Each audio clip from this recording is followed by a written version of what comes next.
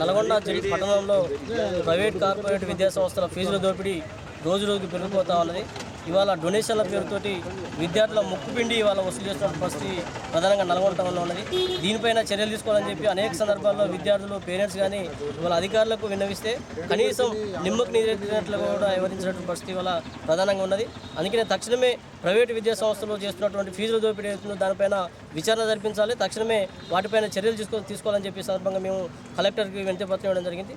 ఇవాళ జిల్లాలో ప్రధానంగా విద్యా వ్యాపారానికి తెరలేపినటువంటి పరిస్థితి ప్రధానంగా కనబడుతూ ఉన్నది. కాబట్టి తక్షణమే దీనిపైన చర్యలు తీసుకోవాలని చెప్పి సందర్భంగా మేము డిమాండ్ చేస్తా ఉన్నాం. పేరెంట్స్ కమిటీ సందర్భంగా నా పేరు భూమి నాగేష్. మా పిల్లలకు ఫీజులు ఎంతో కానీ వసూలు చేస్తూ ఉన్నారు. ప్రైవేటు స్కూళ్ళు కాలేజీలు వేల కొద్దీ ఫీజులు వసూలు చేస్తూ ఉన్నారు. దీన్ని వెంటనే అరికట్టాలని మేము పేరెంట్స్ కమిటీ తరఫున డిమాండ్ చేస్తూ ఉన్నాం.